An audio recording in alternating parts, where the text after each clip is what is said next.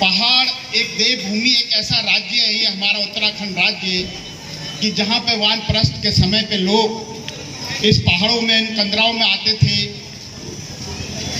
और यहाँ पर अपना बच्चा कुचा जीवन झोपड़ी बनाकर और अपने आश्रम बनाकर एक शांति का जीवन यहाँ पे जीना चाहते थे।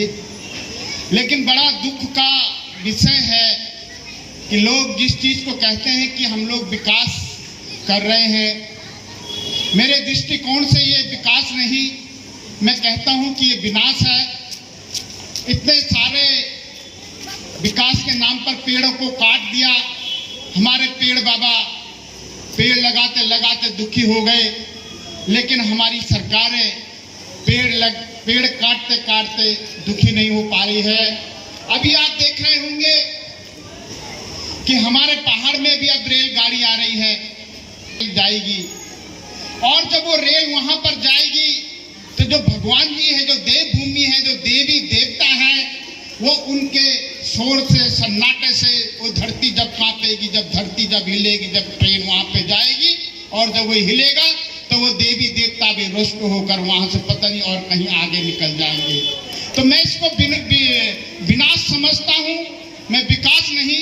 और मैं इसीलिए मेरे खिलाफ लोग मुझे विकास विरोधी भी बोलते हैं कि ये विकास विरोधी है। मेरे खिलाफ कई बार नारेबाजी भी लोग करते हैं कि विकास विरोधी भोपाल चौधरी हो बर्बाद, मुर्दाबाद, लोग नारे लगते हैं। लेकिन मैं इसकी परवाह नहीं करता, क्योंकि हमारे जो साथ के संत हुए हैं, जो लोग निगमानंद जैसे संत हुए हैं, हमारे बीच में स्वामी ज्ञान स्वरूप सानंदी जी अग्रवाल, जिनका आपने नाम सुना हुआ, उनके साथ में हम लोगों ने काम किया हुआ है। 111 दिन तक जिन लोगों ने तपस्या की और तपस्या करके अपने प्राण बलिदान दे दिए, सिर्फ इस प्रकृति को, इस पर्यावरण को बचाने के लिए उन लोगों ने आज शहीद हो गए हैं। मैं उन लोगों के साथ में काम करता हूं और मैं यहाँ पे इसलिए आया हूं कि यहाँ पे बहुत देश के अच्छे बुद्धिजीवी लोग हमारे यहाँ पर मां मंडलेश्वर स्वामी ईश्वर दास जी जैसे महाराज जी लोग हमारे बीच में यहाँ पर है।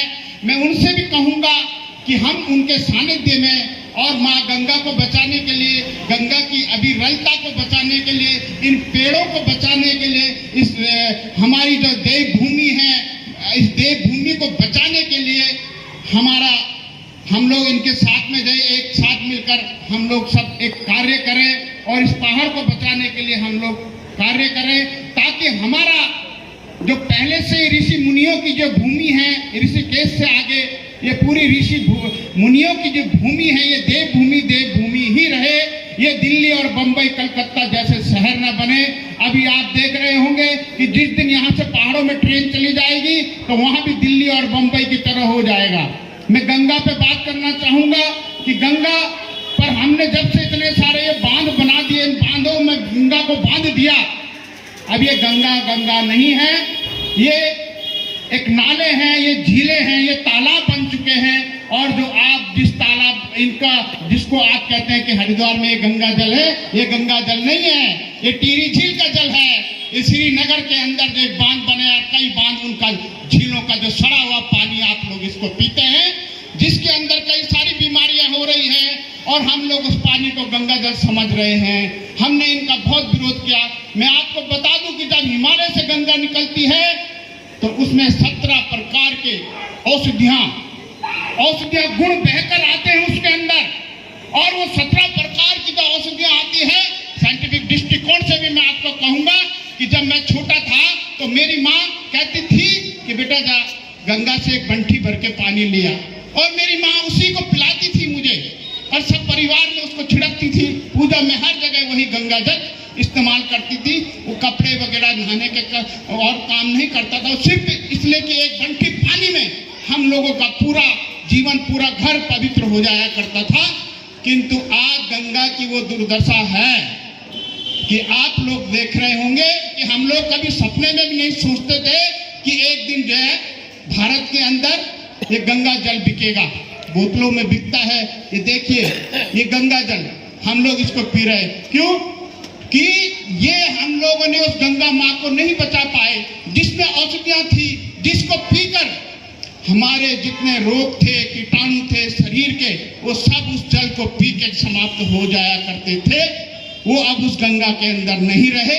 इसलिए एक मजबूरी बन गई कि हमको ये बोतलों का पानी अब हम लोगों को पीना पड़ रहा है। यहाँ पर हम लोग ये चाहते हैं कि फिर से हमारा भारत, फिर से हमारा देश, फिर से हमारी वही गंगा हमें दिखे जो भगीरथ जी जिस गंगा को इस पृथ्वी पे लाए थे। और उस गंगा में जब वो 17 प्रकार के जो औषधियां बहकर आती है वो झील में समा जाती है। वो इसलिए समा जाती है कि जब बांध बनता है, झील बनती है, तो झील के अंदर जब आप कोई एक गिलास में पाउडर डाल के देखो, वो पाउडर नीचे जमीन में बैठ जाएगा। तो उसी प्रकार से वो 17 के 17 जो औषधियां हैं, जिस औषधियों से हम लोगों का, हमारे पूरे देश का, पूरे समाज के कोई बीमारी सबको काट देता था। और वो वही जल जब हम 100 साल तक गंगा जल उसमें बोतल में रखते थे तो खराब नहीं होता था, कहते थे लोग हमारे पूर्वज। लेकिन आज हम उस जल को 4 दिन के 1 हफ्ते में देखो उसमें बदबू आने लगेगी उस जल में। क्यों? कि उसका कारण कि उसमें जो वो जड़ी बूटियां थी, वो औषधियां थी, वो सब इन झीलों में समा गई है। और वो